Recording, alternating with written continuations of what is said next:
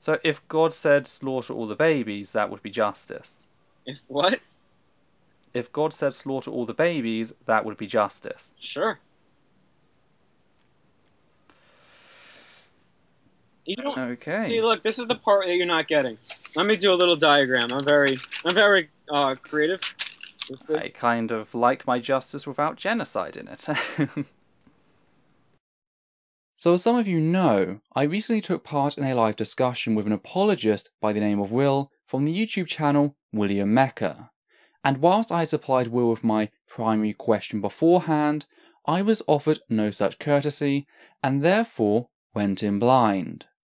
This of course gave Will the opportunity to launch a barrage of assertions ad nauseum, with me not being able to respond with my usual properly researched critique without putting the entire conversation on hold. But thankfully, this is the digital age, meaning that I can return to any of the many claims made by Will throughout the conversation, here and now. So how about we begin with what Will decided to start with in his copy of the discussion uploaded to his channel, as, like myself just now, he selected a clip from later in the video and placed that at the start with the addition of a Google search that apparently refuted what I said. How many legs do apes have?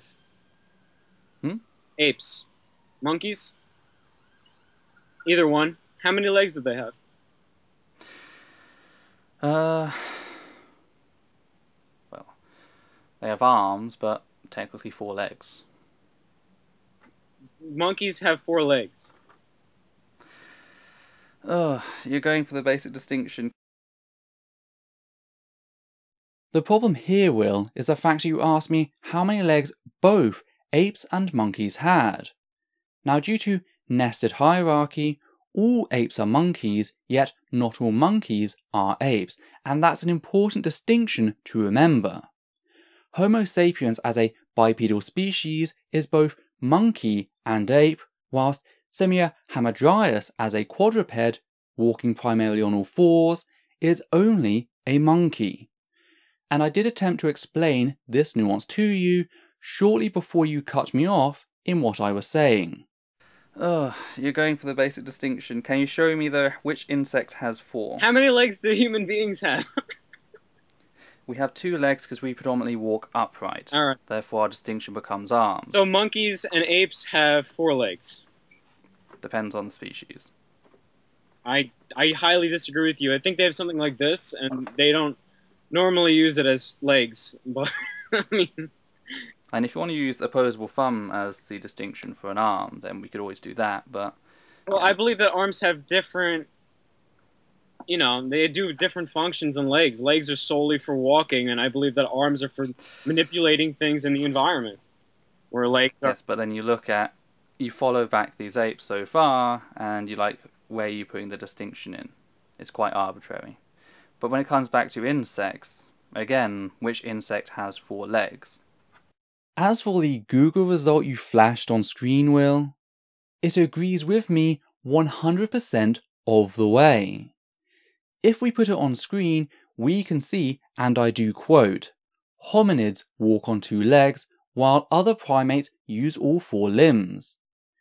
Well, I do hope you understand from this why it's important to read what is actually said, rather than simply omit half of what you've shown on screen. Now, since you clearly don't know, hominid or hominidae is not synonymous with monkey. No, the term you'd be looking for there is simian, a subcategory of primate. But what's even funnier is that not only does the sentence which you turn to as evidence completely disagree with what you have to say, but if you had read the PDF which was being quoted, you'd have had all of this explained to you on the very first page.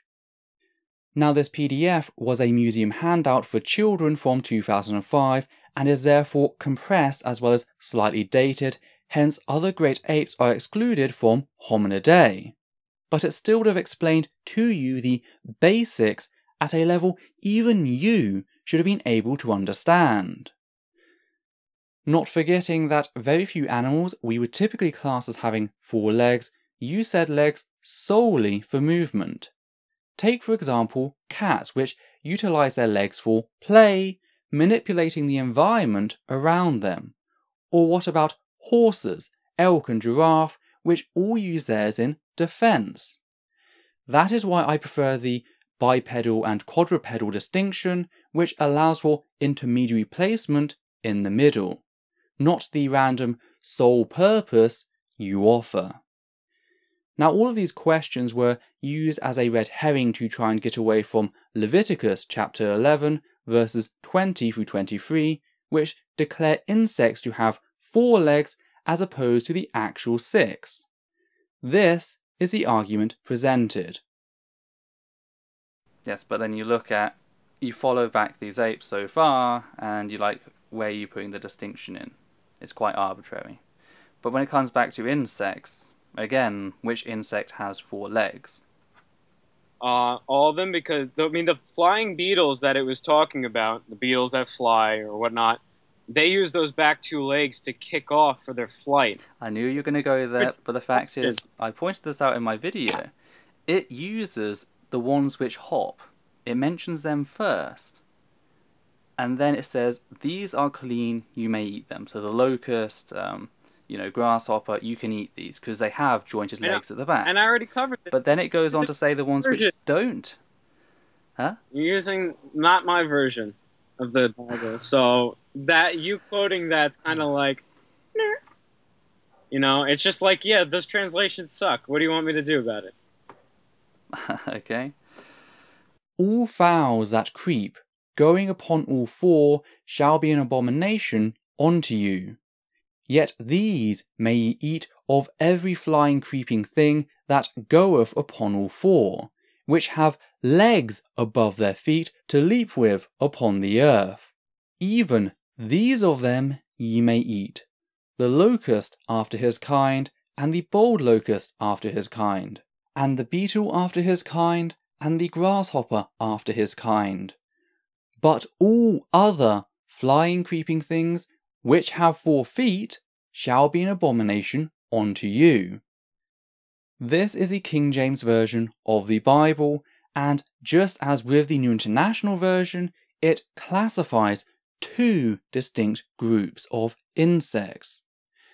Group A refers to those insects which are unclean, crawling upon all 4s, whilst Group B refers to those which are clean, crawling upon all 4s, yet as mentioned, also have the jointed legs to leap with.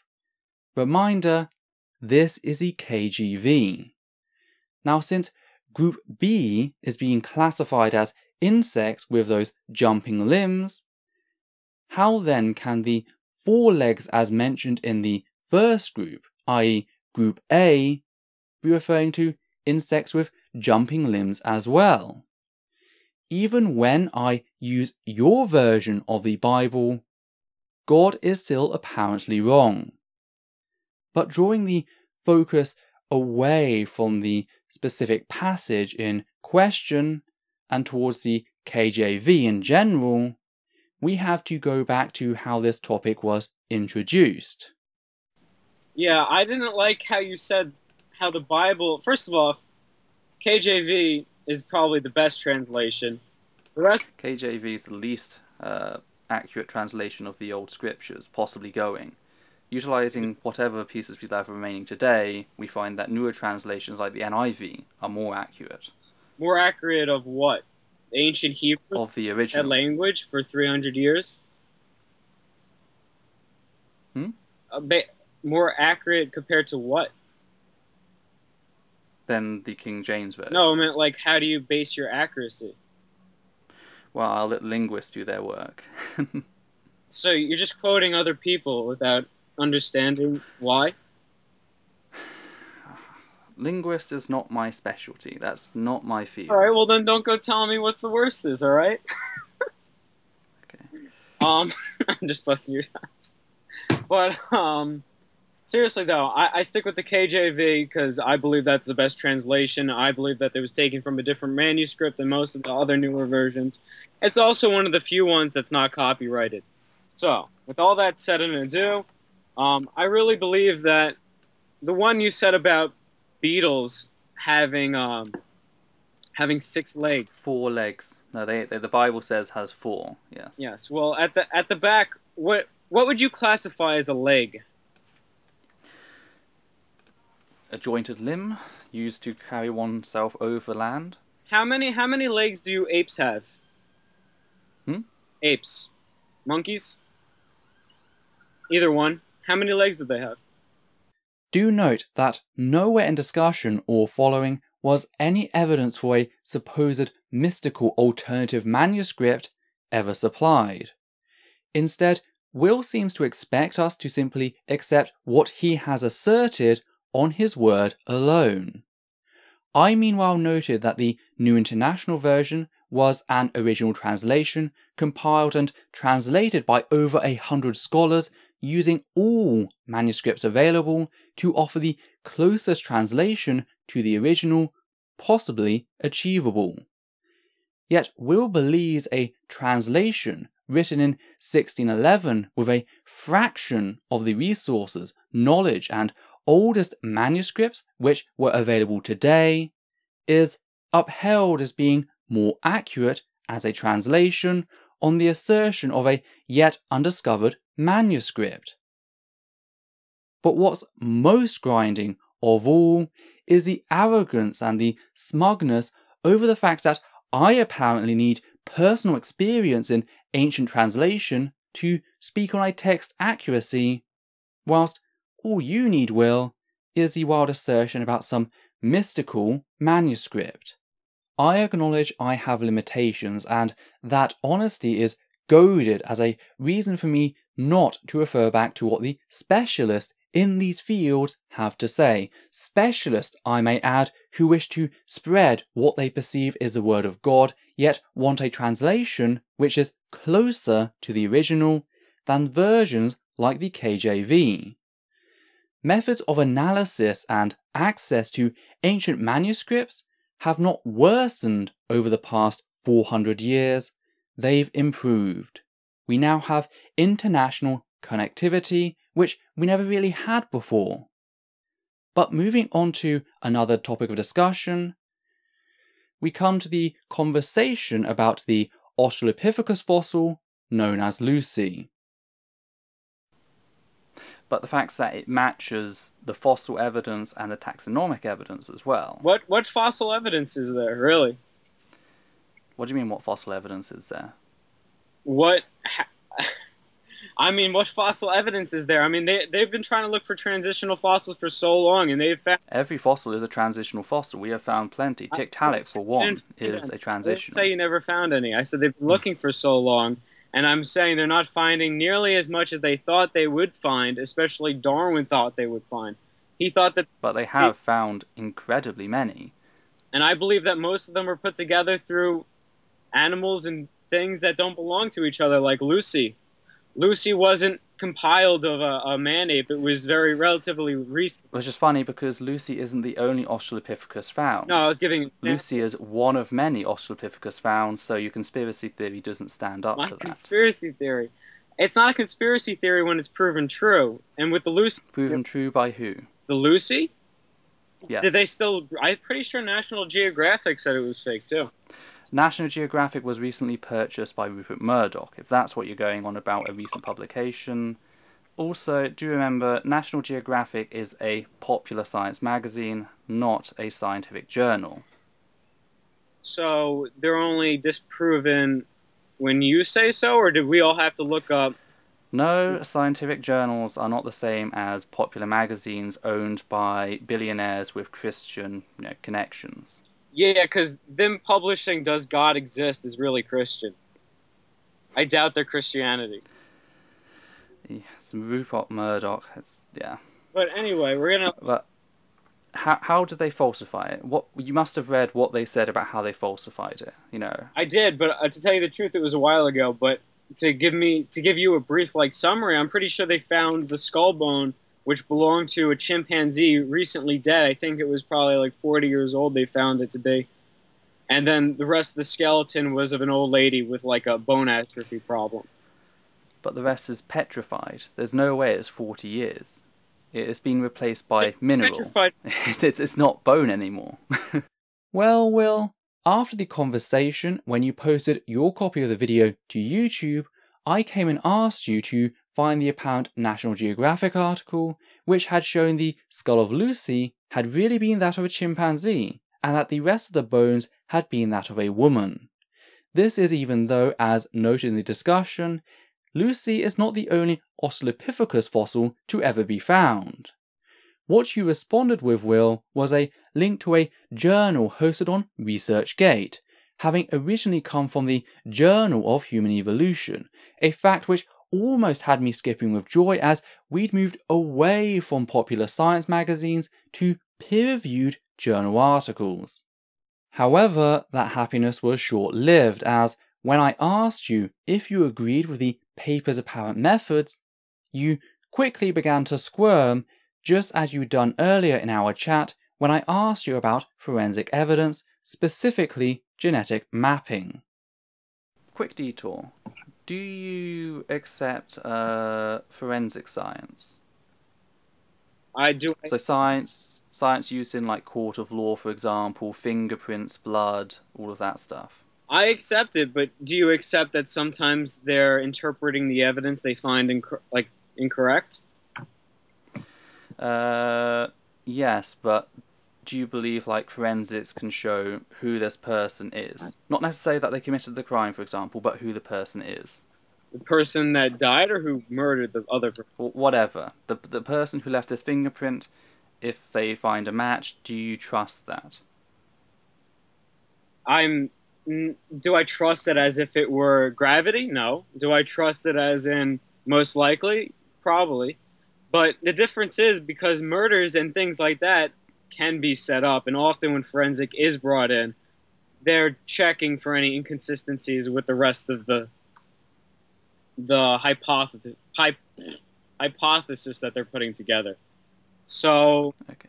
Like, for an example, if I wanted to kill a high-profile person, I wouldn't go in there with no gloves. I wouldn't go in there not ready. I would do the deed, and then I would leave somebody else's fingerprints, or I would lead them off my trail, so to speak. So, would what the forensics think about every case? No. No, I wouldn't.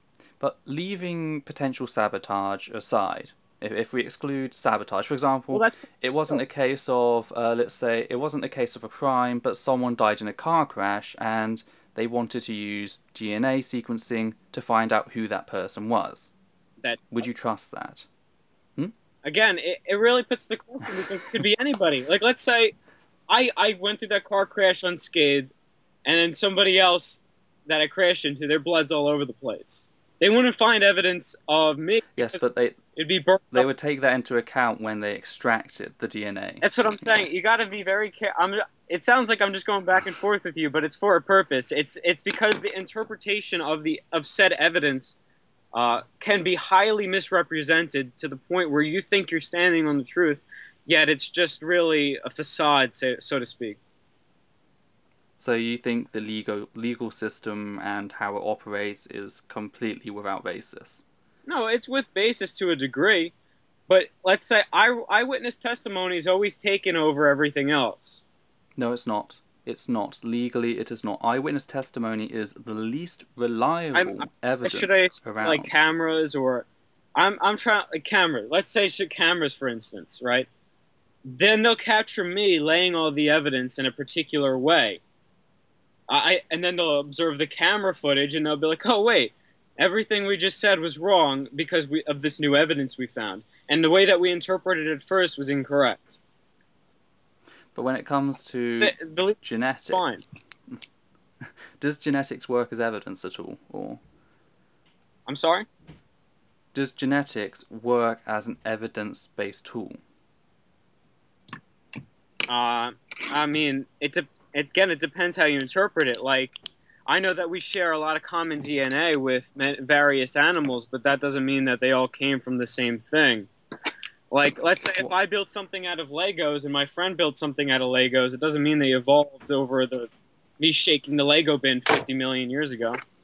But what would you say to the predictive capabilities of the evolutionary theory if it laid out a model which suggested that, you know, a primeval ancestor of fish led to a proto-amphibian, led to proto-reptile, which branched off into theropod dinosaurs and dinosaurs in general, modern-day reptiles and mammalian reptiles. And then we came along and did the genetics, and we find out that this relation follows that branching perfectly. I wouldn't be sold still. I mean, we're very related to bananas genetically. Not very. I mean, we have all the same amino acids, don't we? Yes, we have some of the basic chemicals, but that isn't just the basis of genetics. That's the I know thing. it's not, but I'm just saying it doesn't automatically. But you can see to what we're interpreting it as. But the thing is, what I'm saying is, when you lay out something by, you know, how closely, how recent that branching took place, it matches perfectly. So our closest ancestors are modern chimpanzees. You go further back, modern canines. You go further back, modern reptiles. Further back, modern amphibians. Further back, fish. You know, you follow this back, the genetic gap gets bigger and bigger and bigger. Okay. And this, of course, is a wide simplification on, you know, groups of animals as opposed to individualistic animals even.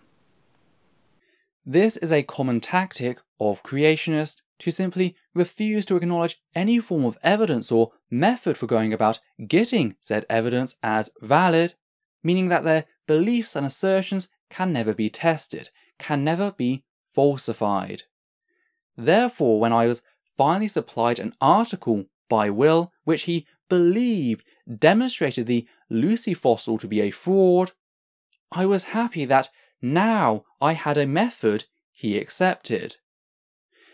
Yet upon asking for further clarification, you seem to change your mind and clam up. Perhaps catching on to the fact that, unlike you, I'd actually read the paper, at which point you clenched tighter than Kent Hovind in a prison shower.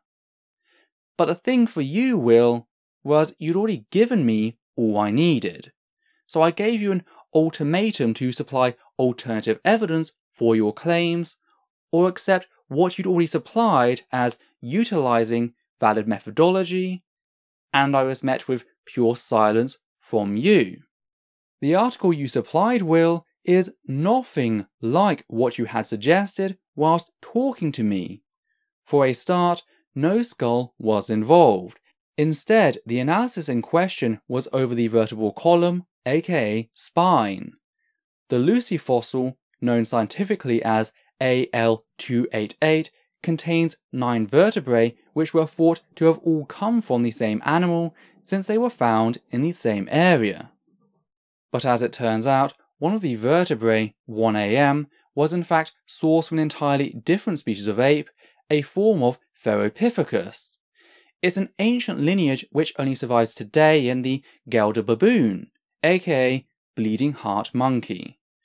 As it turns out, Johansen and his colleagues had noted the fact that one of the vertebrae they had discovered did not match the rest of the skeleton in that it appeared to be smaller and more worn to the point of being water polished. However, these traits were diminished in any cast of the bone, meaning the analysis of the original was required to be certain. And that's what finally happened. Using various measurements and models, this new team compared the bone not only to the rest of AL288, but all other apes known to have lived in the area historically. And what they found was that 1AM did not originate from AL288, aka Lucy, but had been falsely attributed. So what was that you said later on, Will? Well, I think he's real because you want to believe that science has all the answers when it doesn't. I don't think science has all the answers. I think science is working towards the answers. That's the difference. But they use incorrect things to justify science. And it's science that shows them to be incorrect. It's a self-correcting system. I haven't seen much self-correcting done recently. Okay.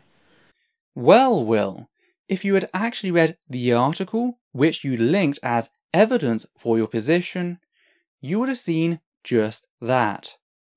Fact is, not only did the analysis and methods used prove that the 1am fossil was from a different species of ape, but it also proved through the exact same methodology that the rest of the fossils all belong to AL288 and did not come from any human being nor any other known species of ape. The study both verified the authenticity of the overall Australopithecus fossil and corrected an earlier mistake surrounding a single vertebrae, not a skull, and certainly not the whole skeleton. As for the 40-year claim, the only time that span of time is mentioned is in the fact that this mistake was not noticed for 40 years. The fossil was still a fossil. It was not new, it was not the product of some rapid petrification. It was simply an error made in the initial archiving of the specimens, which was corrected by science at a later date. And again, this is all using the methodology you brought forward as justification of your assertions earlier. But what about the examples you brought forward on rapid petrification? Things are petrified very quickly. There's one cave, you know how like stalactites and stalagmites are formed? Some of them are not formed over millions and millions of years. Some of them are formed very quickly, depending on... But we know the conditions that causes that. I know, so what I'm trying to say is, you saying that no way could have formed within, 40 years, petrified bone, well, it could, because they have, in certain caves, they have, literally they hang up some clothes, and over the period of, 2 weeks or maybe a month, but that's not petrification, that's simple mineralization. Mineralization, but then after that, the inside rots away and becomes petrified with flow. That's not. That's quite a different process. The cellular walls are actually replaced by the minerals as they decay. They're not just coated in minerals. But that's the beginning. That's the first step. So you saying that it can't possibly happen in 40 years, I argue that. I think it can happen quicker, much faster. I'm waiting for demonstration of that. Thing is, Will, I know exactly what you're referring to, and I know just how wrong you are. You're describing concretion at waterfalls such as the petrifying wells in North Yorkshire. Concretion is a well-known process where a solid mass forms from the minerals deposited by waterfalls, which can encase an object. This entombment of an object is not the same as turning an object into mineral, aka petrifying. If it were, then your taps would technically be petrified from the lime scale. I even mentioned that we understood these conditions and they were not relevant whatsoever. Thing is, the speeds of petrification, i.e. the actual replacement of biological material with minerals, do vary and do not necessarily take millions of years, but said speed is dependent on the number of conditions such as the minerals in question, which can be taken into consideration if science were to estimate the youngest age of a fossil using petrification. But the fact is, the fossil in question wasn't dated this way. Instead, it was dated using nuclear physics, i.e. argon-argon dating. The researchers didn't look at the fossils and go, wow, this sure looks old, and hazard a random guess. They tested the age of said minerals through the application of nuclear physics and predictive modelling, making the speed of fossilization completely irrelevant to the age of the fossil itself, which stands at 3.18 MA. MA referring to mega annum, or million years prior present day. So for you to assert that these fossils were only 40 years old is something in need of actual demonstration, as it's not just evolution you're screwing around with, but nuclear physics. That is why I make the distinction of we as opposed to you. This is a distinction made for us who utilize scientific evidence to back what we say, as opposed to you who merely rely on assertion and ignorance. But how about we leave the science behind us to pursue something a little more general, something like ethics? Anyway, so what now? I think we're at a stalemate. Yeah, come on. You can't just throw mine into the wind and being like, it's a coincidence. Well, I've actually, in my video, I supplied phylogenetic evidence, I supplied laboratory observed evidence, you know. This is why I dislike live discussions, because I want to type, but I don't want to type too much. And how do you address the problem of evil, for example? How do I address the problem of evil? It's bad. Why is it bad? Why is the fact that if God, you know, is all-loving, all-powerful, and all-knowing, evil should not exist? Evil does exist, therefore there's a contradiction there. Where'd you get all loving from? Hmm? Where does all loving come from? So you don't believe God of the Bible is all-loving? He's many things. Love is a part of his attribute, but it's certainly not all he is. Can we just pause to appreciate the special level of dishonesty which takes the quality of all-loving, aka omnibenevolent, as me calling God nothing but love? That's not what the term means, and it's never what it has ever meant, ever. I didn't say it was all he was, all-loving in the sense that he loves all. I disagree with that. Okay. Well, would you say he's all just? Yeah, he's just. Okay. Would you agree that giving a newborn a heart disease which will kill them within 2 days of being born is not exactly justice? It's justice because this one thing.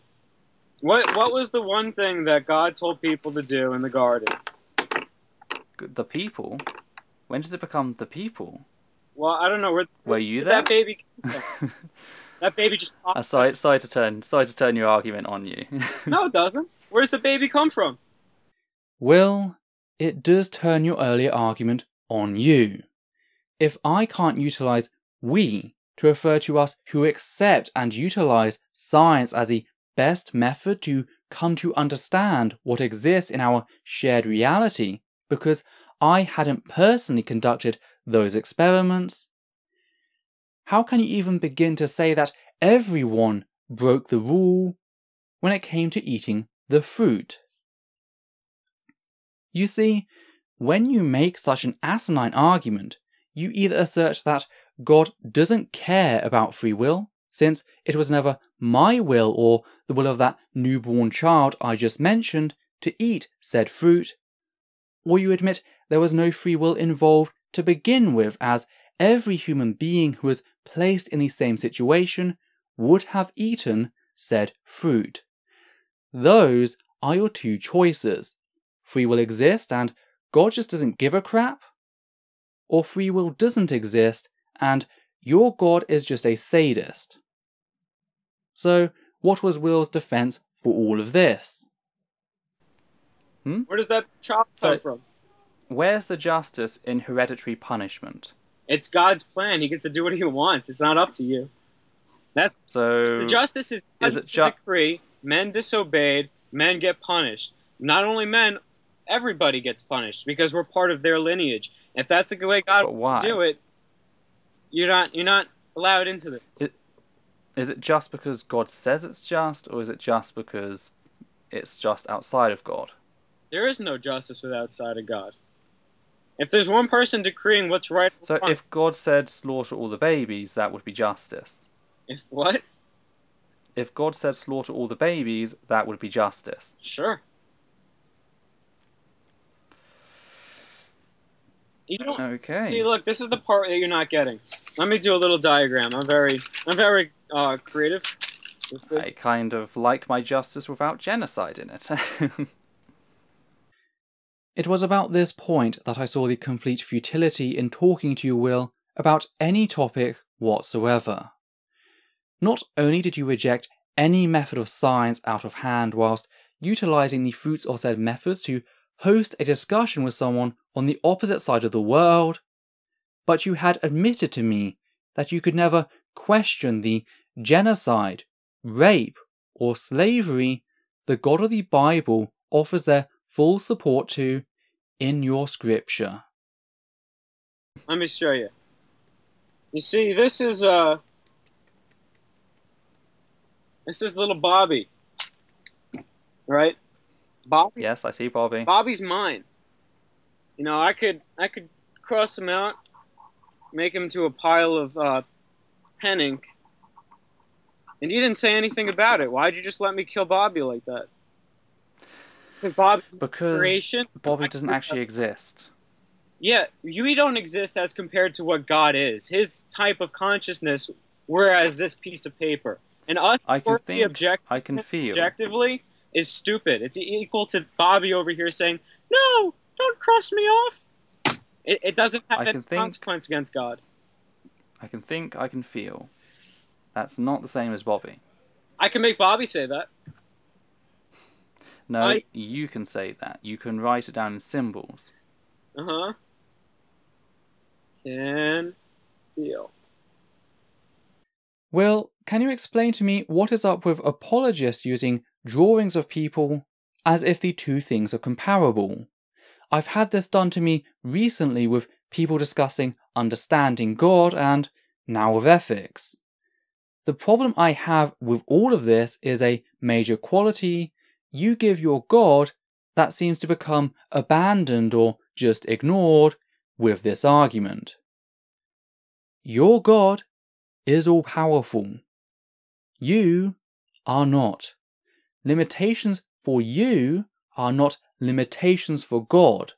Therefore, this can only be a doomed analogy to begin with. Now, I took a different route in the live discussion, pointing out that if you were the sole source for the thoughts and feelings of Bob, then how could that be called free will? As for what happened from there, I apologise about the length of the next segment, but it is important to show just what religion does to a person's mind, unedited, in its full context, so it can't be questioned. What more substance do you need to all-powerful, almighty God doing whatever he wants? You don't need any more substance than that. I mean, it's either you... How about a God that actually got justice? How about a God which wasn't cruel and malicious and far worse than any of the most heinous of human kings, or your average male chimpanzee? That was a cute number of ad hominems, but that wasn't at you. I was talking about your deity. You described deity. Yeah, I'm pretty much one and the same. I would like to be on his level with him, so I'll take that personally. But I don't really care about having morality come from a deity. I'd much rather have a morality which said, okay, all human beings have value, have worth. We're not just things to be snubbed out. We should all have a set of human rights, including bodily autonomy, you know, the right not to be inflicted with violence, not to be raped, not to be, you know, turned into a biological vat for some organization sort of thing. You know, I'd much rather have that morality than any sort of deity behind me. Why would you even have that morality in the first place? What do you mean, why would I have that morality in the first place? Because atheism ultimately leads to nihilism. Not really. Absolutely. Atheism is merely nothing. It allows for the construction of everything, technically. I mean, even religion originally comes out of atheism, because nobody is born, you know, with this concept of God. Well, I believe Adam... To be God, there must be the concept of without a God. When it comes to morality, And I don't think yeah, I admit there comes down to a distinction of subjective values. I place a value on human well-being, therefore that's what gives me the basis for my morality. I agree with you, but there's not all people are. You don't agree with me though. You said earlier that if God, ordered genocide of babies or whatever, or anything like that, then it's just. That's not agreeing with human well-being. No, because even though, listen, before, what you were saying was, how you place this morality on yourself, so that's why you behave your way, right? Well, if evolution and natural selection is true, then it doesn't really matter who's giving the other people the most, love and compassion. What it really matters is who gets to control and dominate and reproduce the most. So in reality, I believe that you'd be snuffed out by evolution by a more dominant, more merciless, more vicious individual that just doesn't care about human life. You haven't observed social species very well then. Okay, well, I believe most of Mother Nature is like that. I believe in reality, when you go into the wilderness, nobody's... Interspecies, yes, perhaps, a tiger isn't going to care about a baby left in the woods, but when it comes to social species, we do see this propensity to head towards social order. It's a survival strategy. It's what allows for a social species. When a civilization becomes vicious and cruel, well, let's just say Nazi Germany is no longer on the map. No, the Soviet Union was much more savage than I think Nazi Germany was. Mm-hmm. Yes, they did utilize they reformed the Orthodox Russian Church so they could justify what they were doing. It was quite twisted how they did that. Really? I'm pretty sure Karl Marx dedicated his book to Darwin. Yes, he discussed how religion was the opium of the masses, but Karl Marx never ran the Soviet Union. You do know that, right? Wasn't that the manifesto? That was the Communist Manifesto, yes. But when it came to the practice of Stalin, he first... behind it, then wouldn't that lead that to being part of the movement? Stalinism, as it's actually called, the Soviet Union we know of, or Leninism, the earlier form, first abolished the church because it was a way to detract from its power.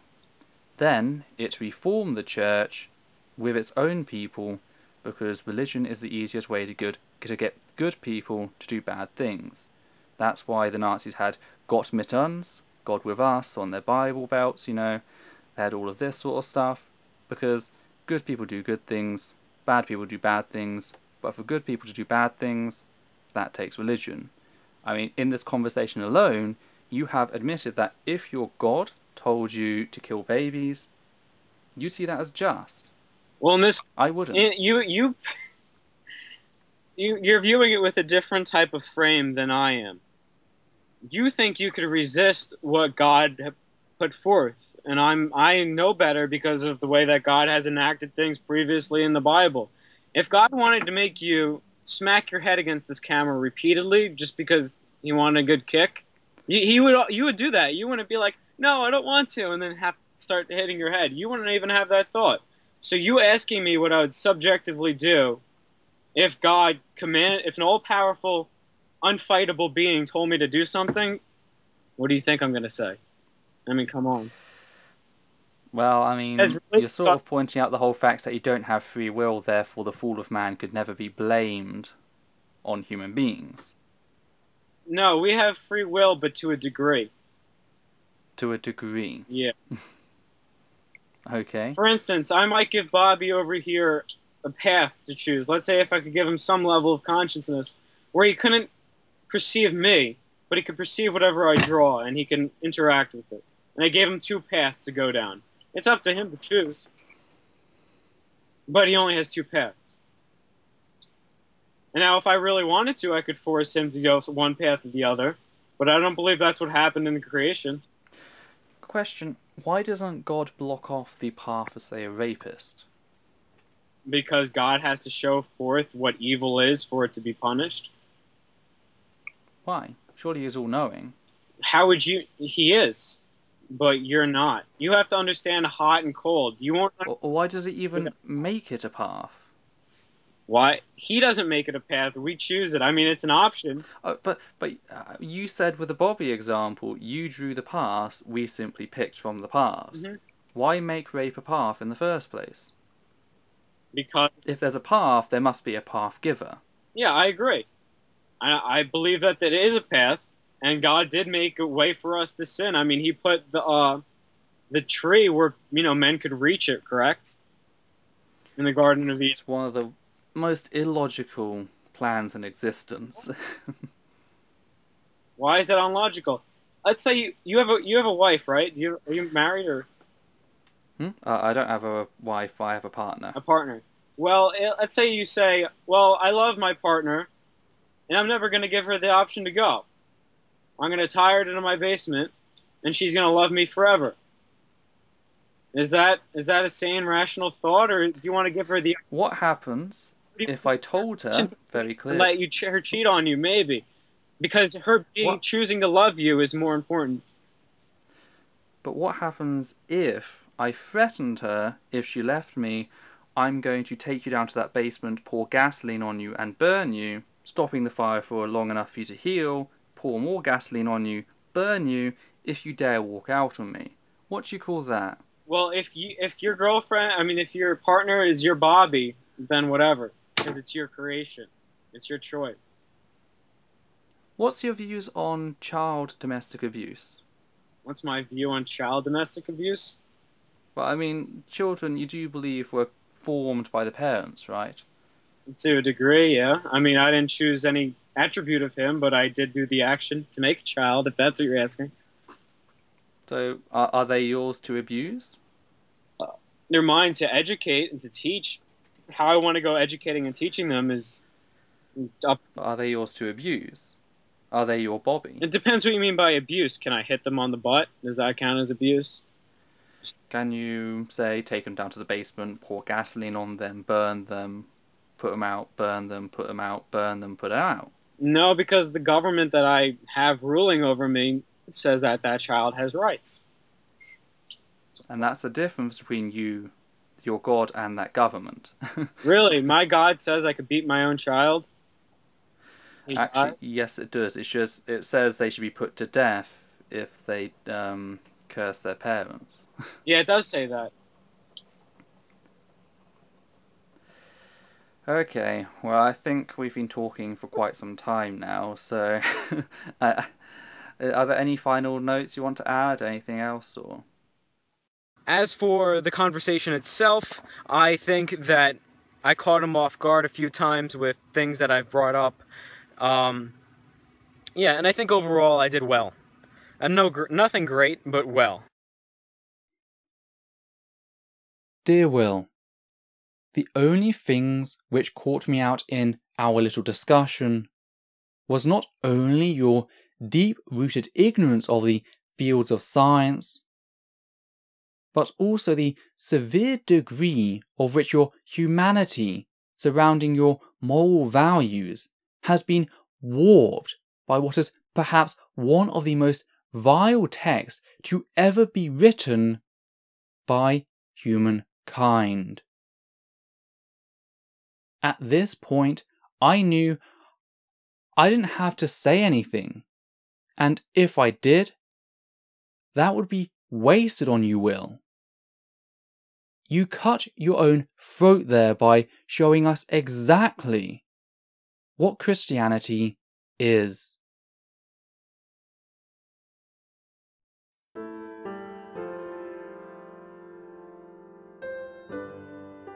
There are a few things which I'd just like to add here at the end of this video. The first is a massive thank you to everyone who has ever donated to me via Patreon. Your fantastic support has given me the ability to keep this channel going, and I hope to continue producing content in the years to come. Secondly, I would like to thank anyone who has ever interacted with this channel. Your shares, likes and dislikes, as well as your comments of both approval and disapproval, have ensured constant feedback, allowing me to improve my work. Last of all, I would like to express my desire that you treat any of the people displayed throughout the video with respect. Whilst it is true that ideas do not demand respect, and there are many in fact which deserve reprehension, we must be careful on how we tackle said ideas in ensuring we are not simply targeting the person. In short, be the compassionate side of reason. So take care, and I'll see you next time.